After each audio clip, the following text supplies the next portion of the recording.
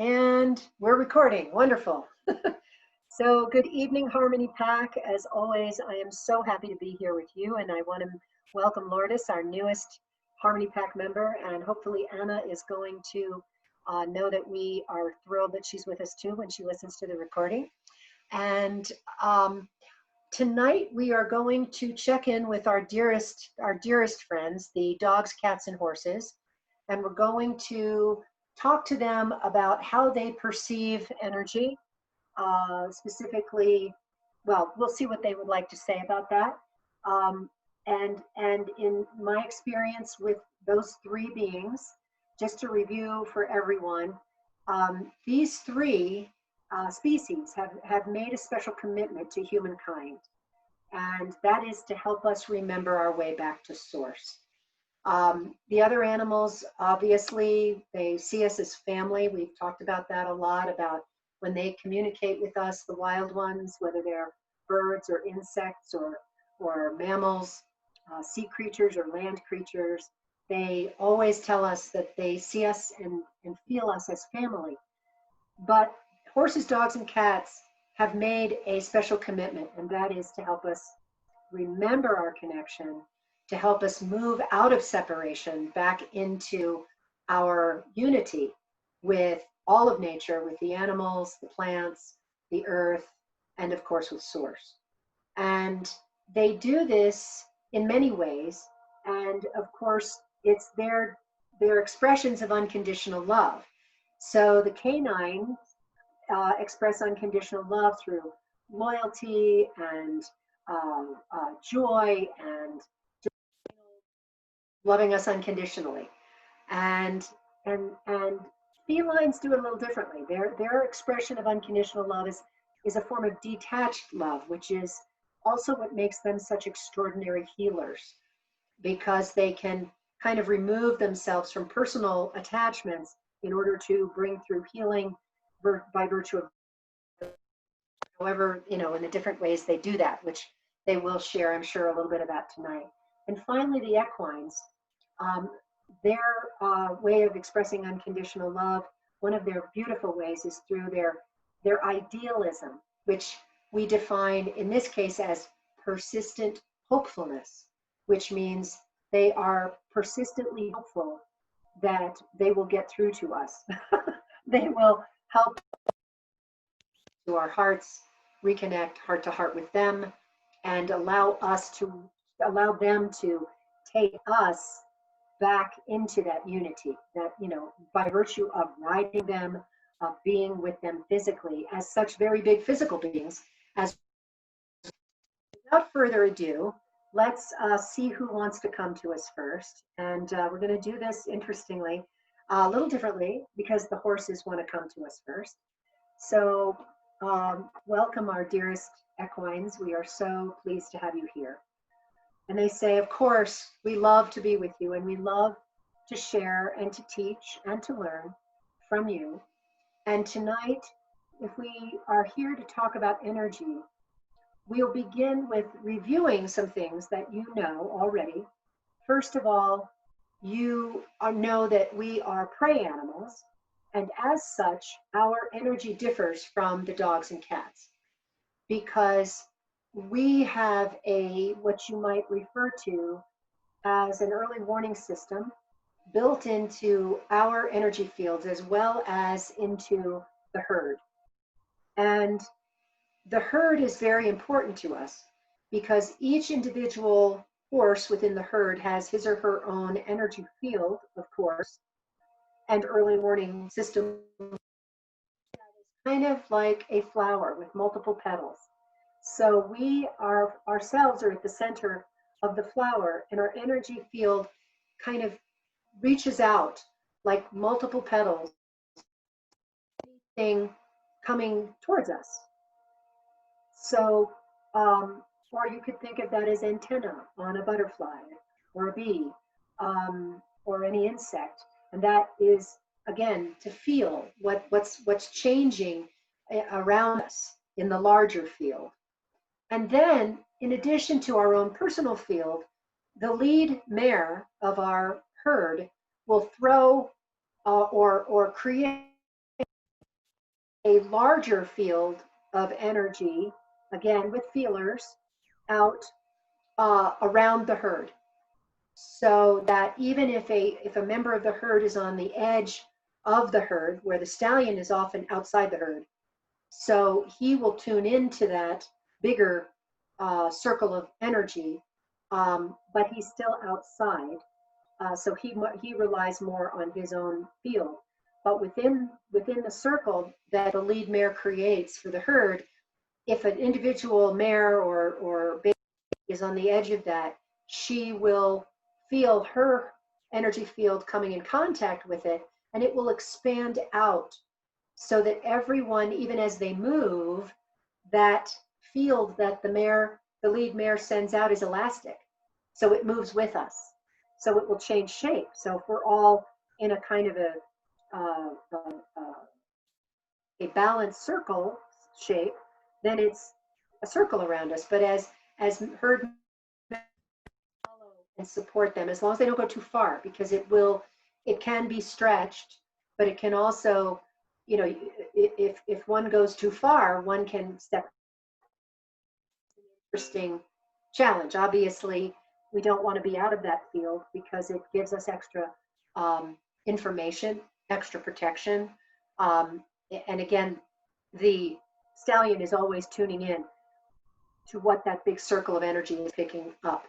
And that is so that we can, as both a herd as well as an individual, that is the point of having such a sensitive energy field with feelers out there. So that is a bit about our energy. And we also would like to share that when we work with the human, when we are not in a wild herd, or I mean, of course, we'll do that in a quote unquote domestic herd. There will be a lot of that going on too, depending on the size of the paddock or the yard or the field.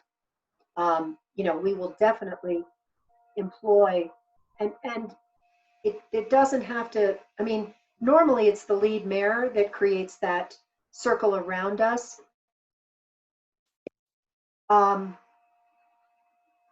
Usually someone else will do that. They'll take that task on if they consider themselves a protector of the herd, or they have a higher status perhaps than some of the others. Usually someone will do that. But it's mostly, it goes to the lead mare. That's just something she naturally does. So when we are working though with a human being, our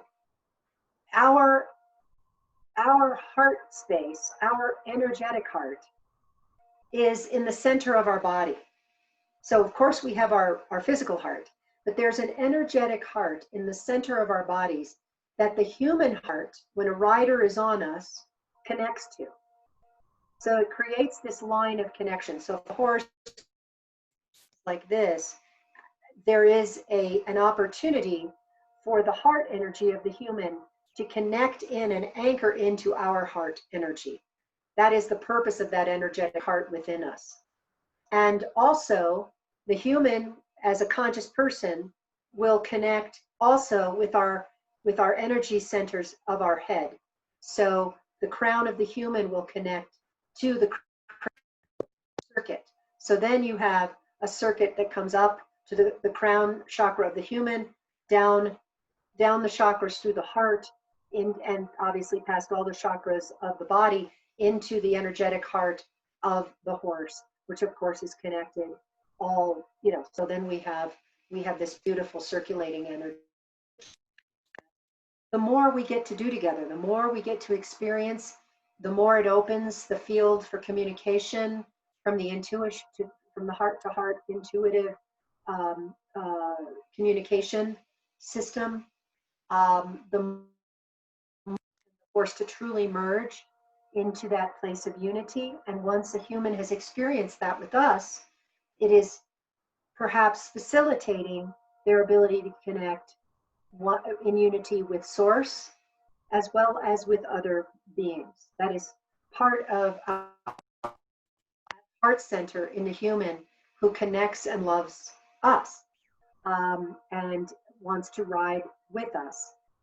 And as we have talked about in the past as well, if a human enters into a relationship where their heart is disconnected or shut down, and they're coming from a dualistic place of control and dominance, that beautiful circuit will be broken and it will not work. We will continue to do our best to try and reach the human that's riding us, but sometimes if we have been traumatized or we have been denied that connection from a human being long enough, ours will close down too. So then you have two closed down hearts, and that can lead to disconnection, which can lead to injury and accident. So, you know, it is not a healthy situation for horse or rider when those centers are not, you know, connected and open. So we wanted to share some of that with you tonight. We have communicated this to Kate many times, and she has shared it with you in different ways, through writing, through a wonderful opportunity to share again tonight with you. So thank you for inviting us. So the horses are stepping back and the cats are coming next.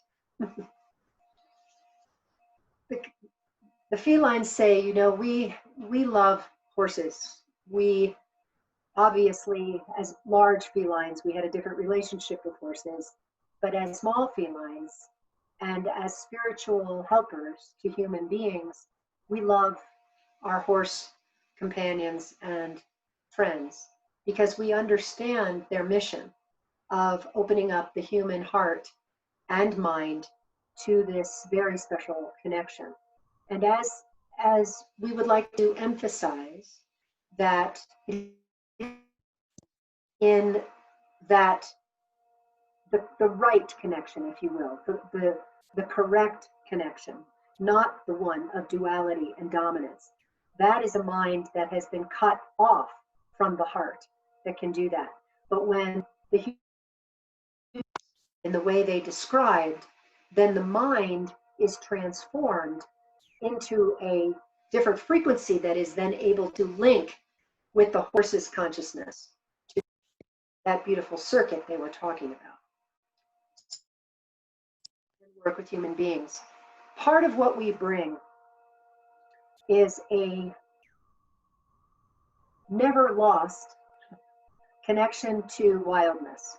All of you who love cats know this about us, that unlike the canine and the equine who have really jumped in with all 4 feet to their relationship with humans, we're always dipping into wildness.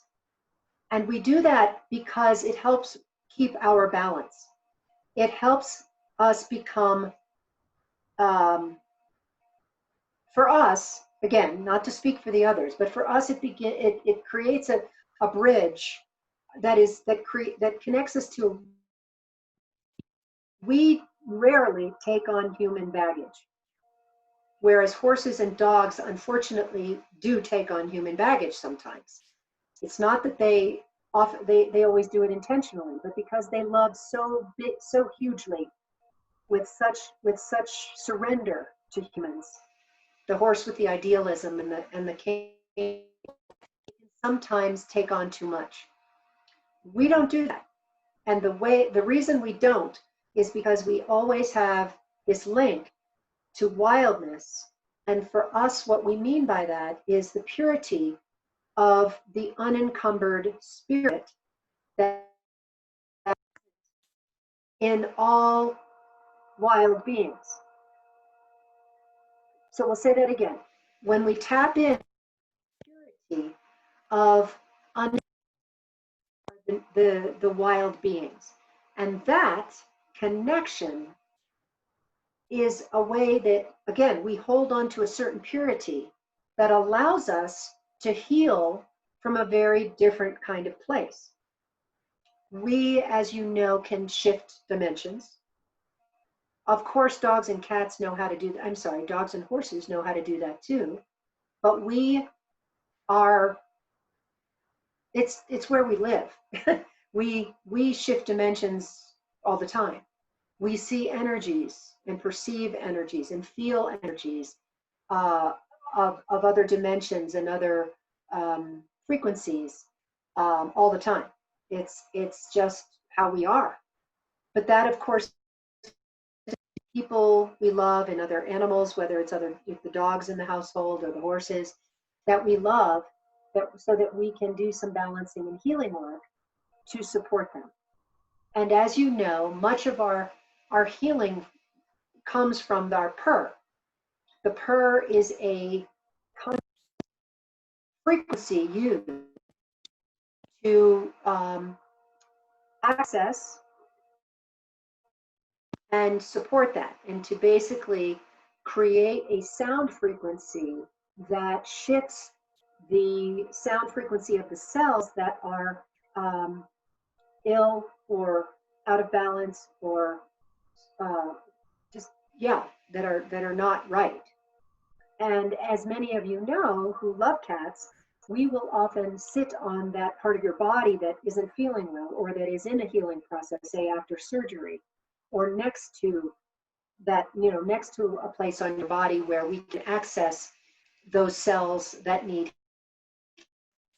When we do this, we don't take, usually, I mean, of course it can happen, but most of the time we do not take the illness or the imbalance into our own bodies. We're able to work with it from a slight distance, if you will, or we keep it out of our energy field unless we need to bring it into the energy field, but we won't bring it into our bodies. And sometimes, as we said earlier, dogs is a problem in their bodies. We usually do not do that because most of us, again, we don't have that physical illness to penetrate beyond our energy field. So we can work with it in the medium of our field without it having to come into our bodies. Horses and dogs too, but it takes, you have to, because they're so giving. They just, take. And says, now wait a minute, what's the best way for me to work with this? It may not be, most of the time it isn't, to take it into my own body. Now, of course, there are sometimes reasons to take it into your own body because your human won't work on it unless you're manifesting it. But again, that's typical of working, not a feline way. So it is our great joy to then work with healers who are working with other humans or animals to help and support the human in two ways. One is to send energy into the human field to strengthen it, to tune it to what's needed. And then so we will then both hold that, adjust it as the human is working on whoever their patient happens to be, human or animal, doesn't matter, plants, whatever energy the human is tuning and helping or augmenting the healer's ability to heal. That's how we're doing that. So who have a cat that comes in and sits on you as the patient or in a chair nearby or at the feet of the human healer or in their lap or whatever, they're very much involved in that process with great joy. It's a wonderful way that we support human beings that we love and care for. And other animals in the house, as we've said. So you've seen us do that with the dogs in the house that we love. And sometimes we'll hold energy for the chickens. We don't obviously get too close to them usually because that's upsetting to them. And or ducks or any other animals, cows. If we can help and we can assist the human who is working with the other animals, those of us who love to do that work are going to do it. Some of us are not as experienced at it, souls, in feline body who haven't had as much experience as others. So very often you will find that there is a very gifted healer feline teacher, so to speak, example, role model, who works with another feline who is watching, observing, feeling, learning from the experienced one. We help them awaken to their own abilities that perhaps they have never used before, except with other felines, because of course it comes totally naturally to them. But there's a bit of a shift when you're working with humans or with, so we can role model, show them how we do that, and help them move into that kind of work if they wish to. They may yet. They may still be here to receive love and learn how to trust humans. That's perfectly fine. They'll still learn a lot by just being with us and observing how we are. And it will help them, they help their soul and spirit grow, and then it'll become more easy for them to move into this relationship with the humans in their next life. That is what we wish to share with you. And finally, we turn our time over to our beloved canines. Happy, happy, happy, happy, happy. We're fine being left for last, because it is true. Our way of working with energy is there for us energetically. We are, and it can be a pack of multiple species, but we, like the horses, have a way of being in the world that is about our individual energies as well as our collective energy in the pack. Now, of course, it's a little bit different because we are predators, as the horses were talking about being prey. We are predators, so we use that collective energy differently, using it as an early warning system. If we are hunting, and we'll go back to our heritage as wolves, each individual wolf will have their own energy field, and then the work with and modulate the energies of the pack to hold them in tight or to send them out larger if we're surrounding, ways that we use that in the wild, in hunting. Now, as you have noticed, we dogs come in all different shapes and sizes, and we have agreed to that manipulation, if you will, by humans, because it is our great joy to be with humans of every walk of life. So we're happy to be a tiny little companion, and that gives us great joy, because again, we can be with you in all walks of life, and whether you need us working, whether you need us as a companion, whatever it is, we just want to be with the humans that we're here to love and support. So if there are some of us who come in as herding dogs, who, as you know, use to work with the sheep or the cows, it's actually easy, because we do a very similar thing energetically that we do with wolves. With cattle, it's a little different because we're much smaller than the cows, and it has to be a much more physically active. There's a lot, we have to use our energy to make us seem big, and but we don't do it as often in a pack. So if we think about a herding dog, again, pulls it in close, and then we'll send it out to a sheep who away from the sheep to encourage the sheep to come back into the flock. So it's a little bit different because we're doing this in certain to help, again, bring the sheep back in. So we're using our energy to kind of push the sheep who are acting in a lot of ways like prey animals.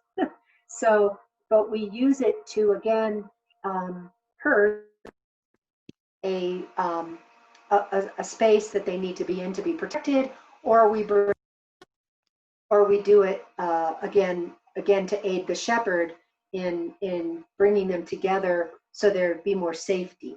So that's that may explain a little bit of how we work. Energy field will be, and if we work in pairs, of course, we'll work with both of our energies to spread out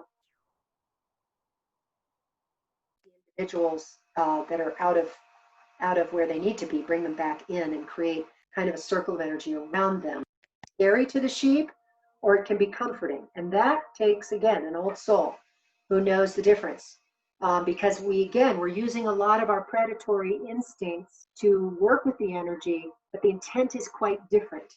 But again, a younger soul may just get all carried away with, got to get that, also trying to make them safe, not scare them so that they scatter in a different direction, right? Energy, again, needs to comfort them or bring them into connection with them. A great deal of intention that goes with that. So then if you've ever observed us herding, usually, again, it's an older soul who is really gifted. Now, of course, the younger dogs also have just enthusiasm and get carried away, and they have to, get some self-discipline. That can of course arrive too. So that's a little bit about the different aspects of energy that and how we use it. Of course, we will, as the cat said, we'll to lighten your load. And of course, sometimes we can clear that, sometimes we can't. And we need your help to do that. And the best way to help us do that is for you to also address any kind of problem. Because if you keep having that problem, we're not going to let it go. We're going to keep taking it on until it's not a danger for you, if you can, even if it means it's a danger for us. So remember, the best way to help us is to work on whatever that problem may be in your own body, so that clearing it from our own bodies. But it is nice sometimes to have a cat around or a human healer who can help us release and strengthen our energy field so we can remember there's a good reason we're doing that. And again, that good reason will supersede any any external clearing, if you will. So that good reason is to lighten your load. So that's what we wanted to share. So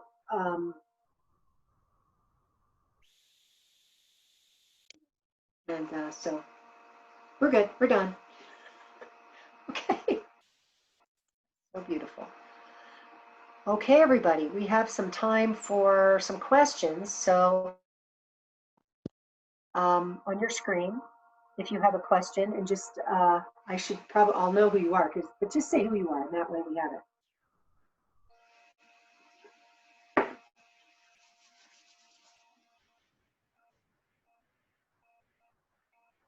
Okay, I have a question, Siobhan. This is Siobhan.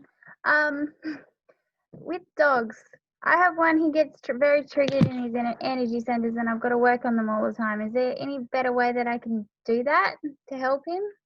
His energy centers get triggered by what? Sometimes it can be random stuff, and they just feel very erratic. Okay. So the canines say usually what that means is their energy field is not in balance. Because if certain energy centers can be overstimulated, that means that they're not coming back into balance. Of course, certain energy centers can be stimulated for all kinds of reasons, but normally they'll go back into balance when the dog, is resting or, is resting or sleeping. They'll readjust. So if that's happening, there's an imbalance. So that imbalance can be worked on in all different kinds of ways. But one simple way is when the dog is resting is to put your hands on the dog, or you can do this from a distance, and you can just visualize balance returning to their energy field, to their energy centers. You can help ground them. The four sensors in the paws that connect them to the earth. Very often, dogs that are way out of whack, it's because they've lost their connection, and so they're not grounded. That happens, of course, to humans and horses, less to cats. But they say, yeah, so check their feet and help them reconnect with Mother Earth. And then you can work to kind of smooth out the energy. Again, you don't have to put your hands on their body. You can do it above or just intentionally, and to remind them of the importance of recalibrating.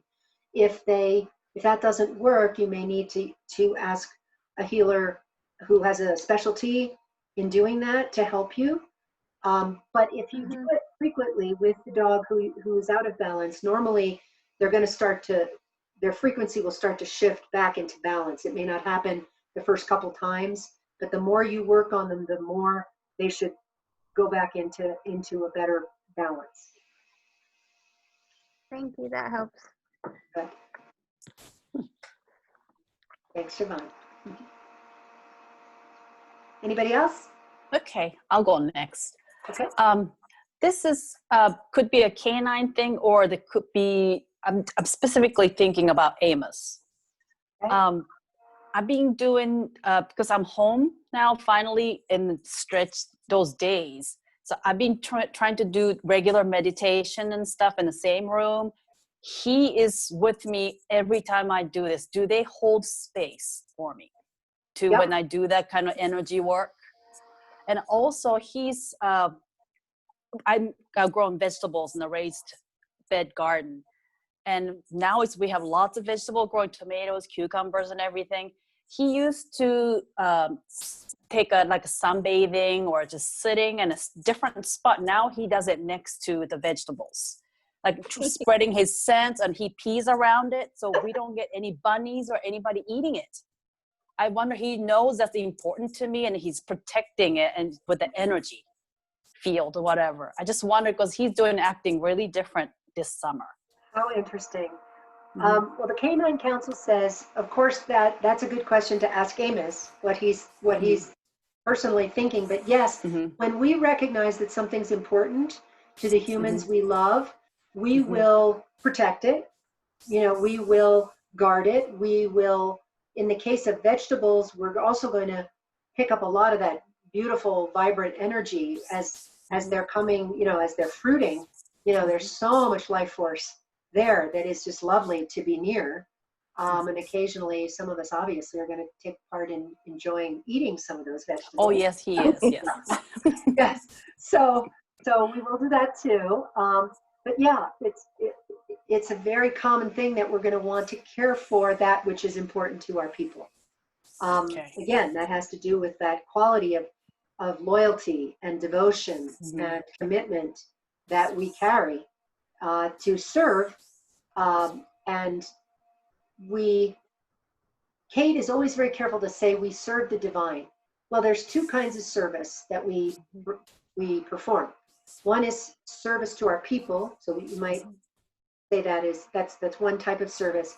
But the big service, of course, is the service to the divine, which is what the three of us, the three species, have committed to doing. Is open your hearts, help restore your connection, help you find your way back to source and unity and love. So, we got sidetracked. But does that answer your question? Yes. Oh, and also the holding a space. I'm sorry, the holding a space for the meditation thing. Oh, right. Oh, yes. And cats, of course, this is their specialty. But all of us love being with you when you come into a balanced-centered space, because what happens is your energy field becomes very calm and very lovely. There's just beautiful energy moving around you. You're more centered, and that's a magnet for us. I mean, because of course, all of us, all three species, we are here to help you get there. This is the place where the connection to unity is most likely to happen, because your mind is quiet. You're centered in your hearts. That is the place where you're much more likely to feel this unity and to have more and more experience with it, so you can access it more easily, more often. Okay. Thank you. Can I ask a question? Sure, go ahead, Lourdes. When I'm doing meditation, my cat usually comes close to me, but my dog, even especially when I'm starting to think about her, she leaves the room. Why is that? I'm not doing something right. I don't know. No.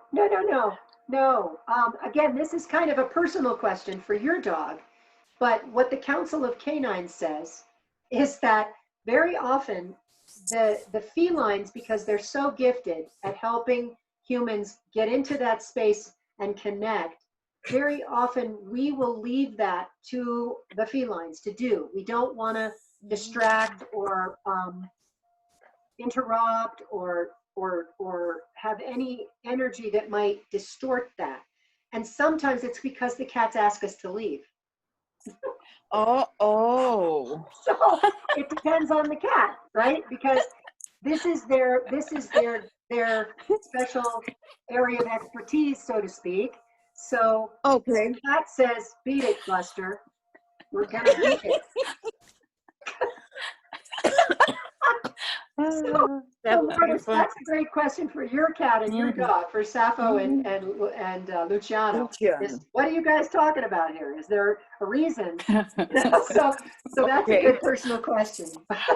Okay. I'll ask him. Great. That's very funny. Yes. Thank you. Yeah. Cats tend to be the bossy ones, right? Yes. Oh, yes. Luciano is in charge. There you go. Absolutely. That was a great question. Anyone else?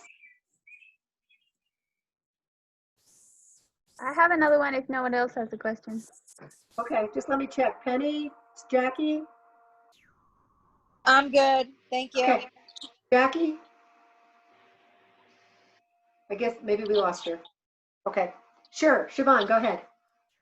Well, this is not more a question, more like an observation. But when you're in a herd and you're doing energy work on one horse, is because they're all connected. Is that why all of them all get sleepy or all get relaxed when you're just working on one horse and it goes to all of them? Yes. The horses say absolutely, because energy work is immediately felt by all the horses in the herd. And it's true of dogs too, because again, when you have that perception of the herd or the pack, everybody's linked. So it's wonderful. The horses say it's really wonderful, because sometimes, one horse is a better conduit. In other words, she can just completely surrender and become like completely even non-physical.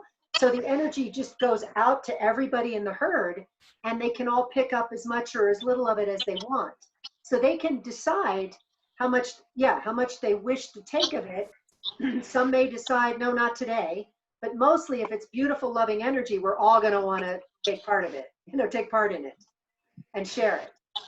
But that's a lovely observation that, yes, we definitely do that. We all just like tune in. Ooh, that's nice. Let me hook into that one. That's lovely. But absolutely, canines do that too. I've seen that.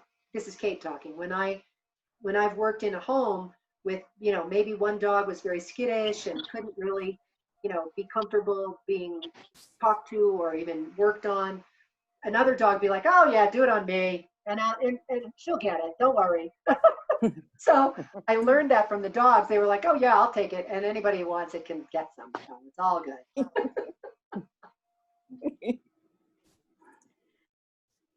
Good question. I love that. Yes. Have another one, Siobhan? No, that was it. Thank you. That was beautiful. Anybody else? No. Well, I would like to say too, or actually this is again coming from the horses, remember with energy work, distance doesn't matter. So when you're sending loving intent or you're working in meditation and you want to connect with horses anywhere in the world. So let's say you want to connect with racehorses. You can do that. You can sit in meditation and you can call us in. You can call in the Council of Horses and you can say, I wish to send loving, healing energy to racehorses in California, racehorses in Kentucky, racehorses everywhere. You can do that. And all those horses are connected and can tune in through the council to that healing. So that doesn't mean everyone will, because again, it depends on how they are physically, energetically, and emotionally, how connected they feel. Because if they've gotten cut off from other horses, they may not be able to receive it, but many, many will. So feel welcomed to send energy, and it can be sent to wild horses, of course, because you're going up into the energy of love. So you're not going to be perceived as a threat at all. You'll be perceived as a loving being who happens to be in a human body, but so what? Love is love. So you can work with us that way if you wish. So they wanted to joke. Any other questions? Nope, we're good? Wonderful. Well, I hope that has been fun and fascinating and reminded you guys of, many of you, again, as we talked about, heard a lot of this before. Lourdes, you may know, I think I mentioned, that I've written a lot of that in my books, Conversations with Dog, Cat, and Horse, because we were asking some big questions. So many folks who come to me have read those books, so they have some awareness of that. But it's always lovely to get another little spin on it, or another. I think some of the stuff the horses were saying tonight, and also the herding dogs, that's kind of new stuff. I don't remember hearing that exactly about the dogs, but their intent to create kind of a safety thing for those sheep. And those are dogs that are, advanced, have been around a while. And that's a new thing. And also a little bit more detail about the horses and their energy fields. A little bit more there, I think, than might have been talked about in the book. So I love that, because we can revisit and we can enjoy more depth and more nuance, maybe, than some of the information we've received before. So it's never a problem to, ask again something that we might have asked before. So, so thank you, everyone. Thank you so much. Hey, Kate. I really enjoyed it. Whoops, Penny, is that you? Yeah. On Sunday for our birthday, Mom paid for us to go on a whale watch. Oh, So there's a whale watch off in nice. Jersey. So I have to make sure I'm not needy. Remember last time? Don't be needy. that's right. Then we won't come. That's right. Yes. I'll let you know how that works out. That's Oh, right. yay. So connect again to the council of whichever whales they are. Are they right whales, or what whales are they? I think they're thinking humpbacks and hopefully some dolphins. So Okay. we'll see. Okay. We'll see. So just send out, I'm coming, I love you. It would just be so wonderful if you would choose to grace us with your presence. And then just send it out with love, not, oh, please, oh, please, oh, please, oh, please. No, right? no. No, it worked last time. It worked last time with the That's dolphins. that push. Yeah, you don't want to push. You want to make it so that they feel loved and welcomed and can't resist that. But then, of course, remember, they also have their agenda, right? So Right. It may be feeding, it may be traveling, they may have places to go, people to see, So Yeah, they remember, had Penny to see. okay, they need to go see Penny. Yeah, so but again, remember this too. When I did the whale watch on the Cape, however many years ago that was, they had just come up to Cape Cod and they were hungry. So their whole focus was feeding. But what happened was they were pretty happy to feed right around the boat that I was in and none of the other boats. So, Right. so that was so cool because yes, they had an agenda. They didn't want to talk to me. They were busy, but they all came around our boat because I was sending love and gratitude and Right. just incredible joy that I might even glimpse you. Yeah. So, and that was amazing because our skipper ended up calling the other whale boats because they had no Right. whales. And they said, come Right. over here because all the whales are over here. And Marcus just winked at me because he was taking pictures. And he turned Yeah. around and just winked at me. And I'm like, oh, it's so great. So just remember that too, they might will. be able to do what they want to do and maybe they'll do it close to you. Exactly. Thank So have you. fun. We want to hear Thank you all so about much. it. Oh, heck yeah. All right, everyone. Have a lovely Thank evening. you. Good night. Welcome, Good Judith. Thank you. Happy Bye-bye. birthday, Siobhan. Happy birthday, Siobhan. Happy birthday, Penny.